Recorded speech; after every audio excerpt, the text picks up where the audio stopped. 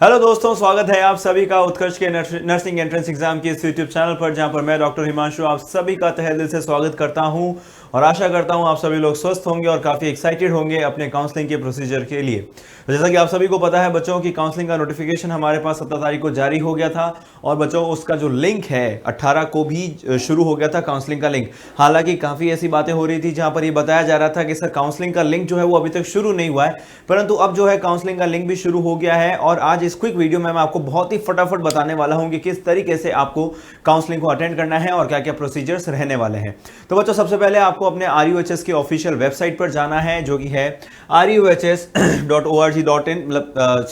जो आपकी RUHS की ऑफिशियल वेबसाइट है, पहले आप उस पर जाएंगे। उसके बाद में आपको जो है यहाँ पर जो आपका ये पूरा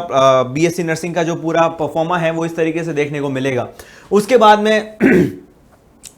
बच्चों आपको जाना है अपने काउंसलिंग वाले टॉगल पर, और या फिर पीछे जाकर आप इस पर भी क्लिक करेंगे तो भी बच्चों आपका ये पूरा पेज ओपन हो जाएगा। जैसे ही आप इसको ओपन करेंगे तो सबसे पहले आप सभी को जो है जो काउंसलिंग की कॉलेज लिस्ट है जो कि RUHS द्वारा जारी की गई है वो भी आपको देखनी है। सबसे पहले वो आपको अच्छे से देखना आपको कौन सी कॉलेजेस चाहिए और क्या वो कॉलेजेस आपके इस काउंसलिंग वाली लिस्ट में अवेलेबल है कि नहीं। उसके बाद में आपको काउंसलिंग का शेड्यूल आप सभी को पता होगा क्या है और इंपॉर्टेंट डेट्स आप सभी को यहाँ पर मेंशन कर रखी है, और गाइडलाइंस जो है चॉइस फिलिंग की उसके लिए अलग से इस चैनल पर आप सभी के लिए वीडियो जारी किया गया है, तो वो भी आपको पहले देखना है और उसके बाद में ही आपको एक काउंसलिंग की जो पूरी प्रक्रिया है वो शुरू करनी है। जो स्टार्टिंग डेट है बच्चों आपकी काउंसलिंग की वो 18 तारीख है, जैसा कि मैंने आप सभी को बताया।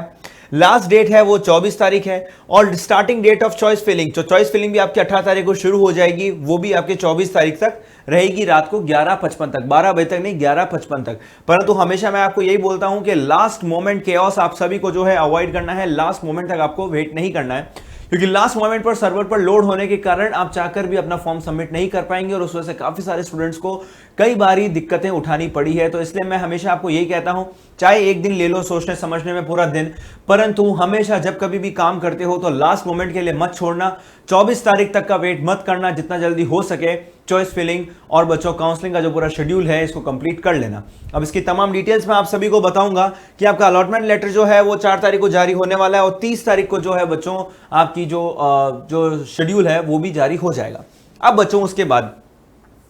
सबसे पहले आप सभी ने देखा होगा कि कुछ इस प्रकार से आपके स्टेप्स हैं जो कि आपको फॉलो करना है जब कभी भी आप जो है RUHS की काउंसलिंग को अटेंड करते हैं। तो पहला आता है यहां पर आपका डिपॉजिट काउंसलिंग फी। तो देखिए जैसे ही मैं आपको यहां पर क्लिक करता हूं तो यहां पर एक बड़ा सा यहां पर पेज खुल जाता है, जहां पर आपको सबसे पहले अपना रोल नंबर एंटर करना है, उसके बाद आपको अपना फॉर्म नंबर एंटर करना है और लास्ट में अपना DOB लिखना है और नीचे सर्च करना है। सर्च करने पर बच्चों आपके सामने जो है एक प्रकार का पूरा फॉर्मेट खुल जाएगा, आपका फॉर्म खुल जाएगा और आप में वहां पर आपको सबसे पहले पेमेंट करना है। तो पेमेंट का जो है किस प्रकार से आपको दिखेगा वो मैं बता देता हूं। सिस्टम पेमेंट का सिस्टम कुछ इस प्रकार से दिखेगा, जहां पर आपको यहां पर 550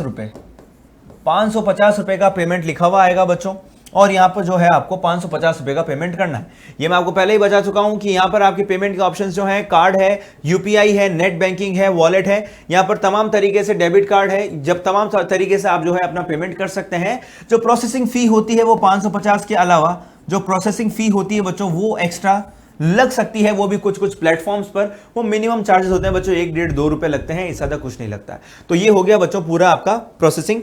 का पूरा काम हो गया। उसके बाद में नेक्स्ट यदि मैं आऊं तो जैसे ही आपने यहां पर फी सबमिट कर दी तो नेक्स्ट स्टेप आता है, यदि मैं बैक टू पैनल जाता हूं तो नेक्स्ट स्टेप आता है रजिस्टर फॉर काउंसलिंग। जैसे ही आप इस पर क्लिक करेंगे बच्चों, फिर से आपको अपना रोल नंबर, फॉर्म नंबर और डेट ऑफ बर्थ जो है मेंशन करना है और सर्च करना है। उसके बाद में बच्चों फिर से आप सभी को बता देना चाहता हूं, जैसे ही हम आगे आते हैं यहां पर आपके सामने कुछ करेक्शंस वगैरह यदि आपको करने हो या ऐसा कुछ हो तो उसके लिए भी आपके पास एक अलग से ऑप्शन आता है, जहां पर आप अपना ईमेल, ठीक है ना, यहां पर आप अपना फोन नंबर, ठीक है ना, और तमाम डिटेल्स, जैसे मान लीजिए आपकी कोई पर्सनल डिटेल्स है वो सभी आप जो है यहां पर अपनी एडिट कर सकते हैं। उनको एडिट करने के बाद आपको उनको प्रूफ करने के लिए कुछ ओरिजिनल डॉक्यूमेंट्स, कुछ दस्तावेज जो है वो भी साथ में अपलोड करने पड़ेंगे, और यदि आपने कोई करेक्शंस किए हैं तो बच्चों आपको यहां पर यस पर क्लिक करना पड़ेगा और उसके बाद में आपको अपना एक जो है पासवर्ड सेट करना पड़ेगा। आगे बढ़ने से पहले यहां पर एक इंपॉर्टेंट लाइन है, वो ये है, correction will be allowed only one time once to submit the edited form, no one correction shall be allowed. यानी कि जो आपके संशोधन है बच्चों, आप अपने फॉर्म फॉर्म में सिर्फ एक ही बार कर सकते हैं। ये काफी सारे स्टूडेंट्स हैं, उनको ये प्रॉब्लम थी कि सर कि जब डॉक्यूमेंट वेरिफिकेशन के लिए हम जाएंगे तो उसमें कुछ डिटेल्स ऐसी हैं जो कि हमारी सही नहीं भर रखी हैं। तो आरयूएचएस ने आपको एक और मौका दिया है जहां पर अपनी डिटेल्स को आप सही कर सकते हैं और उनको सिद्ध करने के लिए कुछ ओरिजिनल डॉक्यूमेंट्स को आप साथ में स्कैन करके यहां पर अपलोड कर सकते हैं, ताकि वो जो एडिटेड जो आपकी डिटेल्स होंगी वो और अपडेट हो जाएगी और काउंसलिंग के पूरे प्रोसीजर में यानी कि डॉक्यूमेंट वेरिफिकेशन तक आपको कोई भी तरीके की दिक्कत नहीं आएगी। जब आप अपने ये पूरा संशोधन, जो भी आपकी त्रुटि है, जो भी संशोधन है, जो भी आपको एडिट करना है, वो सब आप कर लेंगे, तो आपको ध्यान रखना है कि ये पूरा एडिट वगैरह जो भी करना है बच्चों, वो आप एक ही बार कर सकते हैं। तो एक बार यदि आप एडिट कर लेते हैं उसके बाद आप एडिट नहीं कर पाएंगे। तो एक बार एडिट करने के बाद जैसे ओके करेंगे उसके बाद आपको अपना एक पासवर्ड सेट करना होगा इस पूरी काउंसलिंग की प्रक्रिया के लिए, जो कि आपको संभाल के रखना है। अमूमन जो है बच्चों यहां पर लिख रखा है कि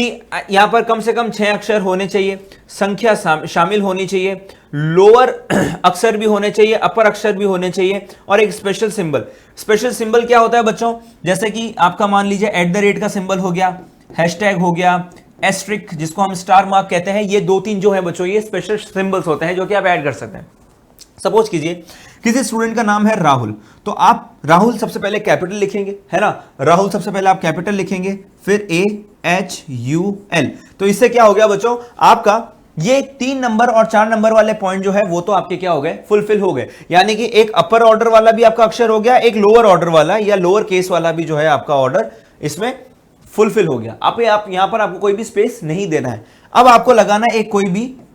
स्पेशल, जैसे मेरा स्पेशल कैरेक्टर है वो है @ तो मैंने @ लगाया और आगे मैं चाहूं तो मेरा डेट ऑफ बर्थ या फिर 1 2 3 कुछ भी लगा सकता हूं। तो इस तरीके से आप अपना जो पासवर्ड है बच्चों वो सेट कर सकते हैं और ये जो प्रोसीजर है वो ऑलमोस्ट आप कोई भी एग्जाम के लिए चूज कर सकते हैं, क्योंकि देखिए अमूमन ऐसा होता है कि हम पासवर्ड्स बहुत टिपिकल पासवर्ड रखने की कोशिश करते हैं। कई बार गूगल कोई पासवर्ड जो है हमें खुद से सजेस्ट करता है और हम इसको ओके करके आगे प्रोसीड कर देते हैं, बट उसमें प्रॉब्लम ये होती है कि जब हमें वापस पासवर्ड याद करना होता है तो हम भूल जाते हैं और ऐसे में काफी ज्यादा दिक्कत होती है, क्योंकि ऑलरेडी आपको टेंशन और एंग्जाइटी होती है अपनी काउंसलिंग की, अपनी कॉलेजेस को लेकर, परंतु आप ये एक और टेंशन जो है अपने सर पर नहीं ले सकते हैं। इसलिए यहां पर जो है एक बहुत ही सेफ और बहुत ही अच्छा तरीका है याद रखने का भी और बच्चों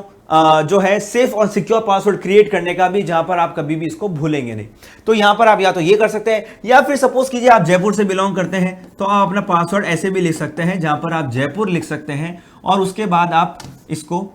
हैशटैग या फिर